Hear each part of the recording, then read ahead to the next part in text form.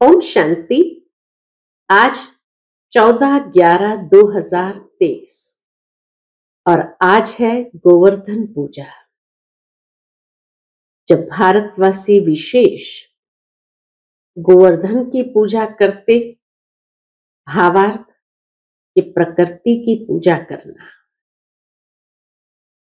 परमात्मा ने हम सभी बच्चों को बहुत सुंदर ये ज्ञान की बातों को स्पष्ट किया है कि हमें स्वयं को पावन बनाना है, दूसरों को भी पावन बनने की प्रेरणा देनी है।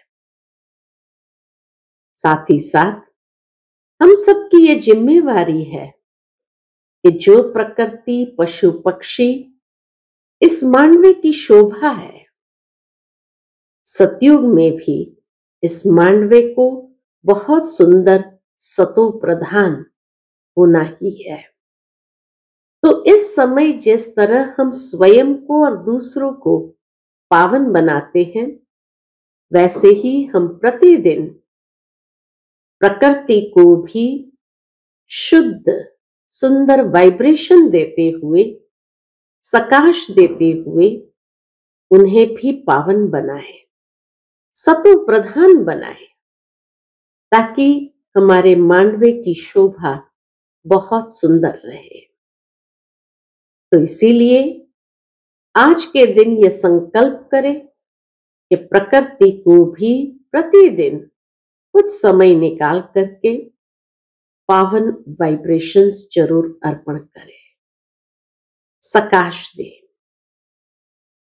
दूसरा, आज गुजरात में सभी का नया साल है, तो सर्वप्रथम सभी को नए साल की बहुत बहुत बधाइयां हो, बधाइयां हो, बधाइयां। नया साल अर्थात कुछ न कुछ नवीनता करने की प्रेरणा प्राप्त करना।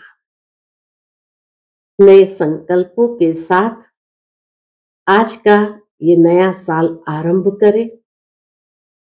स्वयं में कोई सुंदर परिवर्तन का संकल्प धारण करें और अपने संस्कारों के अंदर दिव्यता, पवित्रता को लाने के लिए संकल्प प्रतिबद्ध हो। जब ऐसी नवीनता का संकल्प संस्कार को स्वयं में ले आएंगे, तभी हम एक एक कदम करते हुए संपूर्णता की ओर आगे बढ़ते जाएंगे। तो ऐसे नवीनता के संकल्प, नवीन परिवर्तन लाने की सबको बहुत बहुत मुबारक हो, मुबारक हो, मुबारक हो। ये नया साल नए युग की ओर हर कदम बढ़ाते चले। आज बाबा ने हम बच्चों को बहुत सुंदर शिक्षाएं दी है कि बच्चे, तुम मनुष्य से देवता बनते हो तो जरूर इसमें विघ्न तो पड़ेंगे, लेकिन हर विघ्न पर विजयी बनना ये हमारा काम है। कैसे विजयी बनना है, सुनते हैं आज के बाबा के अनमोल मधुर महावाक्य। ओम शांति। मीठे बच्चे, मनुष्य को देवता बनाने की सर्विस में विघ्न जरूर पड़ेंगे। तुम्हें तकलीफ सहन करके भी इस सर्विस पर तत्पर रहना है, रहमदिल बनना है।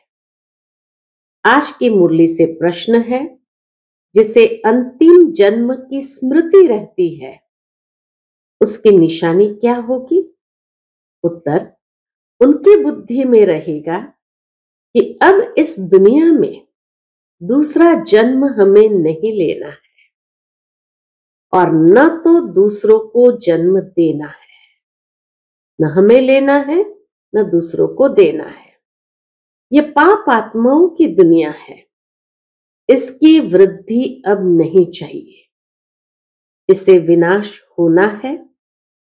हम इस पुराने वस्त्र को उतार घर जाएंगे। अब नाटक पूरा हुआ। आज की मुरली से पहले गीत बजा है नई उम्र की कलियां। ओम शांति। बाप बैठ बच्चों को समझाते हैं कि तुम बच्चों को हरेक की ज्योति जगानी है, यह तुम्हारी बुद्धि में है। बाप को भी बेहद का ख्याल रहता है कि जो भी मनुष्य मात्र है उनको मुक्ति का रास्ता बताए। बाबा को भी ये ख्याल रहता है कि हर एक मनुष्य को मुक्ति का रास्ता बताए। बाप आते ही है बच्चों की सर्विस करने, दुख से लिबरेट करने। मनुष्य समझते नहीं है कि ये दुख है तो सुख का भी कोई स्थान है।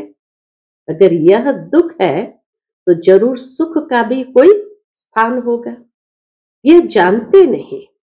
शास्त्रों में सुख के स्थान को भी दुख का स्थान बना दिया है। अब बाप है रहम दिल। मनुष्य तो यह भी नहीं जानते कि हम दुखी है, क्योंकि सुख का और दुख देने वाले का पता ही नहीं है। यह भी ड्रामा की भावी। सुख किसको कहते हैं, दुख किसको कहते, ये जानते नहीं। ईश्वर के लिए कह देते कि वही सुख दुख देते हैं, गोया उस पर कलंक लगाते हैं। ये कहना ईश्वर ही सुख दुख देता है तो ये तो कलंक लगाते हैं। ईश्वर जिनको बाप कहते हैं उनको जानते ही नहीं। बाप कहते हैं कि मैं बच्चों को सुख ही देता हूं। तुम अब जानते हो बाबा आया है पतितों को पावन बनाने। कहते हैं मैं सबको ले जाऊंगा स्वीट होम। बाबा आते ही है सबको वापस ले जाने लिए। वह स्वीट होम भी पावन है। वहां कोई पतितात्मा रहती नहीं। उस ठिकाने को कोई जानते नहीं। कहते हैं कि फलाना पार निर्वाण गया, परंतु समझते नहीं। बुद्ध पार निर्वाण गया तो जरूर वहां का रहने वाला था, तभी तो वहां गया, वहां ही गया। अच्छा, वह तो गया, बाकी दूसरे कैसे जाए? साथ तो कोई को ले नहीं गया। वास्तव में वह जाते नहीं, इसलिए सब पतित पावन बाप को याद करते हैं। अगर सहज होता जाना तो भगवान को कोई याद ही नहीं करते ना। लेकिन सबको ले जाने वाला बाप है, इसीलिए तो सब उनको याद करते हैं। पावन दुनिया दो है, एक मुक्ति धाम, दूसरा जीवन मुक्ति धाम। शिवपुरी और विष्णुपुरी, यह है रावणपुरी। परम पिता परमात्मा को राम भी कहते हैं। राम राज्य कहा जाता है तो बुद्धि परमात्मा के तरफ चली जाती है। मनुष्य को तो सब परमात्मा मानेंगे नहीं, तो तुमको तरस पड़ता है, तकलीफ तो सहन करनी पड़े।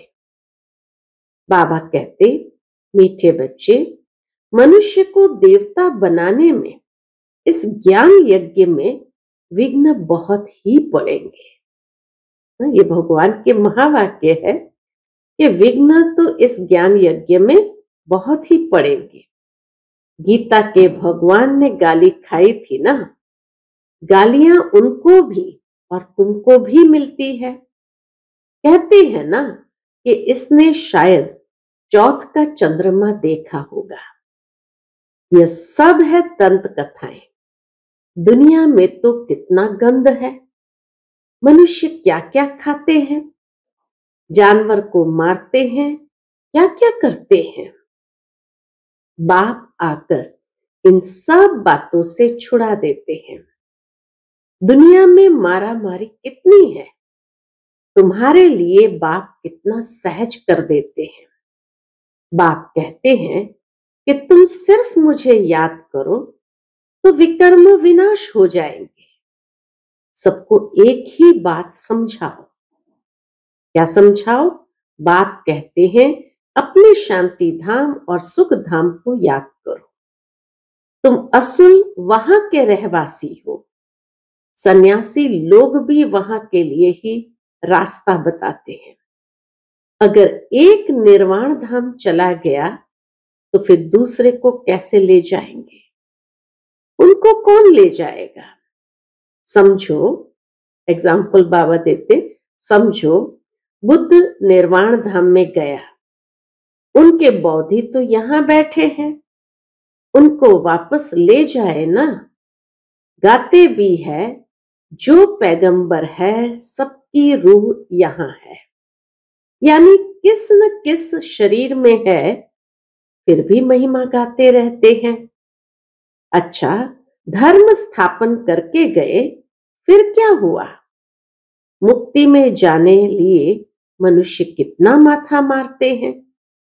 उसने तो यह जप तप तीर्थ आदि नहीं सिखाया। बुद्ध ने तो जप तप तीर्थ यात्रा आदि नहीं सिखाया।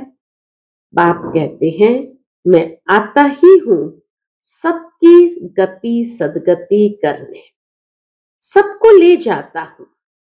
सतयुग में जीवन मुक्ति में है, एक ही धर्म है, बाकी सब आत्माओं को वापस ले जाता हूं। तुम जानते हो वह बाबा है बागवान, हम सब माली है। मम्मा बाबा और सब बच्चे माली बन बीज बोते रहते हैं। कलम निकलती है, फिर माया के तूफान लग पड़ते हैं। अनेक प्रकार के तूफान लगते हैं, यह है माया के विघ्न। तूफान लगते हैं तो पूछना चाहिए, बाबा इसके लिए क्या करना चाहिए? श्रीमत देने वाला बाप है। तूफान तो लगेंगे ही। नंबर 1 है देह अभिमान।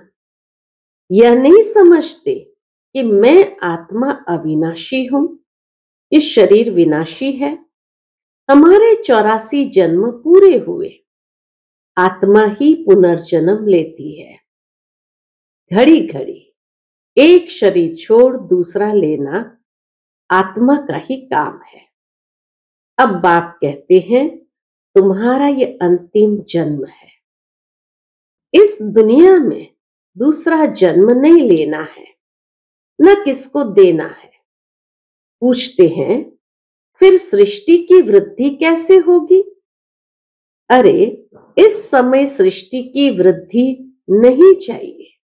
विनाश होना है तो अब सृष्टि की वृद्धि नहीं चाहिए। यह तो भ्रष्टाचार की वृद्धि है। यह रस्म रावण से शुरू हुई है। दुनिया को भ्रष्टाचारी बनाने वाला रावण ठहरा, श्रेष्ठाचारी राम बनाते हैं। इसमें भी तुमको कितनी मेहनत करनी पड़ती है। घड़ी घड़ी देह अभिमान में आ जाते हैं। अगर देह अभिमान में न आए तो अपने को आत्मा समझे। सतयुग में भी अपने को आत्मा तो समझते हैं ना, जानते हैं अभी यह हमारा शरीर वृद्ध हुआ है, इनको छोड़कर नया लेंगे। यहां तो आत्मा का भी ज्ञान नहीं है। इस पुरानी दुनिया में तो आत्मा का भी ज्ञान नहीं। अपने को देह समझ बैठे हैं। इस दुनिया से जाने की दिल उनकी होती है जो दुखी होता है। वहां तो है ही सुख, बाकी आत्मा का ज्ञान वहां रहता है। कितना रहता है कि एक शरीर छोड़ दूसरा लेते हैं, इसलिए दुख नहीं होता। अभी ये पुराना चोला छोड़ना है, नया लेना है, ये आत्मा का ज्ञान होने कारण दुख नहीं होता। वह सुख की प्रारब्ध है। यहां भी आत्मा तो कहते हैं, फिर भल कोई आत्मा सो परमात्मा कह देते हैं। आत्मा है यह तो ज्ञान है ना। परंतु ये नहीं जानते कि हम इस पार से वापस जा नहीं सकते। एक शरीर छोड़ फिर दूसरा लेना जरूर है। पुनर्जन्म तो सब मानेंगे, कर्म तो सब कूटते हैं ना। माया के राज्य में कर्म विकर्म ही बनते हैं, तो कर्म कूटते रहते हैं। वहां ऐसे कर्म नहीं जो कूटने पड़े। अब तुम समझते हो कि वापस जाना है, विनाश होना ही है। बॉम्ब्स की ट्रायल भी ले रहे हैं, गुस्से में आकर फिर ठोक देंगे। यह पावरफुल बॉम्ब्स है। गायन भी है, यूरोपवासी यादव। बल हम सब धर्म वालों को यूरोपवासी ही कहेंगे। भारत है एक तरफ, बाकी उन सबको मिला दिया है। यादव के रूप में उन सबको मिला दिया है। अपने खंड लिए उन्हों को प्यार तो बहुत है, अपने देश के लिए उन्हें प्यार तो बहुत है, परंतु भावी ऐसी है तो क्या करेंगे। ताकत सारी तुमको बाबा दे रहे हैं। योग बल से तुम राज्य ले लेते हो, तुमको कोई भी तकलीफ नहीं देते हैं। सिर्फ बाप कहते हैं मुझे याद करो, देह अभिमान छोड़ो। कहते हैं कि मैं राम को याद करता हूं, श्री कृष्ण को याद करता हूं, तो वे अपने को आत्मा थोड़ी समझते हैं। आत्मा समझते तो आत्मा के बाप को क्यों नहीं याद करते। बाबा कहे अगर आत्मा समझते तो आत्मा के बाप को क्यों नहीं याद करते। बाप कहते हैं मुझे परम पिता परमात्मा को याद करो। तुम जीव आत्मा को क्यों याद करते हो। तुमको देही अभिमानी बनना है। मैं आत्मा हूं, बाप को याद करता हूं। बाप ने फरमान किया है याद करने से विकर्म विनाश होंगे और वर्षा भी बुद्धि में आ जाएगा। बाप और जायदाद अर्थात मुक्ति और जीवन मुक्ति, इसके लिए ही धक्के खाते रहते हैं। यज्ञ जप तप आदि करते रहते हैं, पोप से भी आशीर्वाद लेने जाते हैं। यहां बाप सिर्फ कहते हैं कि देह अभिमान छोड़ो, अपने को आत्मनिश्चय करो। यह नाटक पूरा हुआ है, हमारे 84 जन्म पूरे हुए हैं, अब जाना है। कितना सहज करके समझाते हैं। गृहस्थ व्यवहार में रहते बुद्धि में यह रखो, जैसे नाटक पूरा होने पर होता है तो समझते हैं कि बाकी 15 मिनट है। फुल नाटक भी जब पूरा होने वाला होता है तो समझते हैं कि अभी बाकी 15 मिनट है, अभी यह सीन पूरी होगी। एक्टर समझते हैं हम ये कपड़ा उतार घर को जाएंगे, अभी सबको वापस जाना है। ऐसी ऐसी बातें अपने से करनी चाहिए। कितना समय हमने सुख दुख का पार्ट बजाया है, ये जानते हैं। अभी बाप कहते हैं कि मुझे याद करो, दुनिया में क्या क्या हो रहा है इन सब को भूल जाओ, ये सब खत्म हो जाने वाला है, अब वापस जाना है। एक ही महामंत्र जैसे बाबा पक्का करा रहे हैं कि अब ये सब खत्म होने वाला है और हमको वापस जाना है। वह समझते हैं कि कलयुग अभी 40,000 वर्ष चलेगा। इसको घोर अंधियारा कहा जाता है। बाप का परिचय नहीं है। ज्ञान माना बाप का परिचय, अज्ञान माना नो परिचय, तो गोया घोर अंधियारे में है। अभी तुम घोर सोजरे में हो। नंबरवार पुरुषार्थ अनुसार अब रात पूरी होने वाली है, हम वापस जाते हैं। आज ब्रह्मा की रात, कल ब्रह्मा का दिन होगा। बदलने में टाइम तो लगेगा ना। तुम जानते हो अब हम मृत्यु लोक में है, कल अमर लोक में होंगे। पहले तो वापस जाना होगा। ऐसे ये 84 जन्म का चक्र फिरता है, ये फिरना बंद नहीं होता है। बाबा कहते हैं, तुम कितनी बार मेरे से मिले होंगे। बच्चे कहते हैं, अनेक बार मिले हैं। तुम्हारे 84 जन्म का चक्र पूरा होता है तो सबका हो जाएगा। हमारा पूरा होगा माना सबका हो जाएगा। इसको कहा जाता है ज्ञान। ज्ञान देने वाला है ही ज्ञान सागर, परम पिता परमात्मा, पतित पावन। तुम पूछ सकते हो, पतित पावन किसको कहा जाता है? भगवान तो निराकार को कहा जाता है। फिर तुम रघुपति राघव राजा राम क्यों कहते हो? आत्माओं का बाप तो वह निराकार ही है। समझाने की बड़ी युक्ति चाहिए। दिन प्रतिदिन तुम्हारी उन्नति होती रहेगी, क्योंकि गुह्य ज्ञान मिलता रहता है। बाबा कहे, तुम्हारी उन्नति होती रहेगी क्योंकि गुह्य से गुह्य ज्ञान मिलता रहता है। समझाने के लिए सिर्फ अलफ की बात, अलफ को भूले तो ऑर्फन हो गए, दुखी होते रहते हैं। एक द्वारा एक को जानने से तुम 21 जन्म सुखी हो जाते हो। यह है ज्ञान, वह है अज्ञान। जो कह देते परमात्मा सर्वव्यापी है, यह है अज्ञान। अरे वह तो बाप है।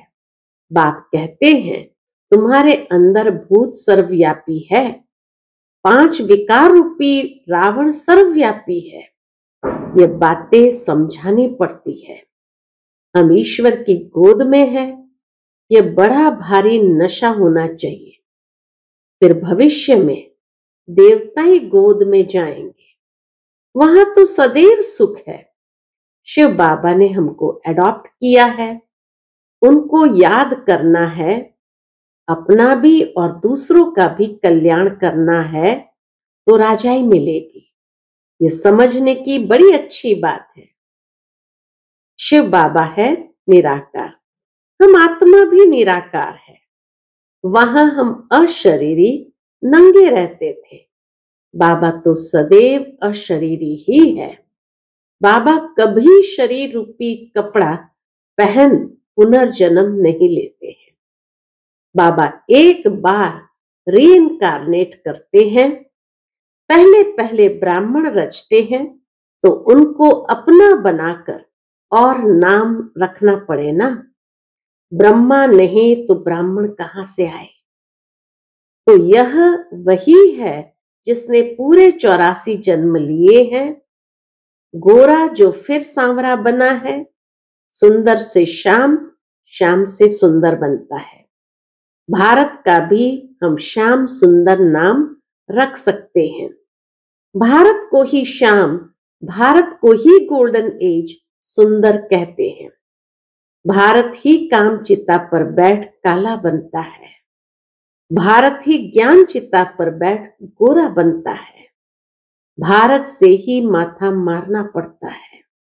भारतवासी फिर और धर्म में कन्वर्ट हो गए हैं। यूरोपियन और इंडियन में फर्क नहीं दिखाई पड़ता है। वहां जाकर शादी करते हैं तो फिर क्रिश्चियन कहलाने लग पड़ते हैं। उनके बच्चे आदि भी उसी फीचर्स के होते हैं। अफ्रीका में भी शादी कर लेते हैं। अब बाबा विशाल बुद्धि देते हैं चक्र को समझने की। यह भी लिखा हुआ है, विनाश काले विपरीत बुद्धि, यादव और कौरवों ने प्रीत नहीं रखी।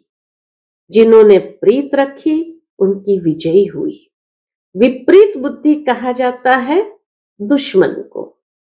बाप कहते हैं, इस समय सब एक दो के दुश्मन हैं। बाप को ही सर्वव्यापी कह गाली देते हैं, या तो फिर कह देते जन्म मरण रहित है। उनका कोई भी नाम रूप नहीं है। वो गॉडफादर भी कहते हैं, साक्षात्कार भी होता है आत्मा और परमात्मा का। उसमें और परमात्मा में फर्क नहीं रहता। बाकी नंबर वार कम जास्ती ताकत तो होती है। परमात्मा की ताकत सर्वशक्तिमान है, तो सारी ताकत है, और आत्माओं की यथाशक्ति। मनुष्य भल मनुष्य है, उनमें भी तो मर्तबे होते हैं, बुद्धि का फर्क है। ज्ञान सागर ने तुमको ज्ञान दिया है तो उनको याद करते हो, वह अवस्था तुम्हारी अंत में बनेगी। अमृत वेले सिमर सिमर सुख पाओ। भल लेटे रहो परंतु नींद नहीं आनी चाहिए, अपना हट कर बैठना चाहिए। मेहनत है, वैद्य लोग भी दवाई देते हैं अमृत वेले के लिए, यह भी दवाई है। रचता बाप ब्रह्मा द्वारा, ब्राह्मण रचकर पढ़ाते हैं। ये बात सबको समझानी है। अच्छा, मीठे मीठे सिकिलदे बच्चों प्रति माता पिता बाप दादा का याद प्यार और गुड मॉर्निंग। रूहानी बाप की रूहानी बच्चों को नमस्ते। हम सभी रूहानी बच्चों की रूहानी माता पिता बाप दादा को याद प्यार, गुड मॉर्निंग और नमस्ते। नमस्ते, शुक्रिया बाबा, शुक्रिया। आज की मुरली से धारणा के लिए मुख्य सार है। पहली पॉइंट, हमने ईश्वर की गोद ली है, फिर देवताई गोद में जाएंगे। इस रूहानी नशे में रहना है, अपना और दूसरों का कल्याण करना है।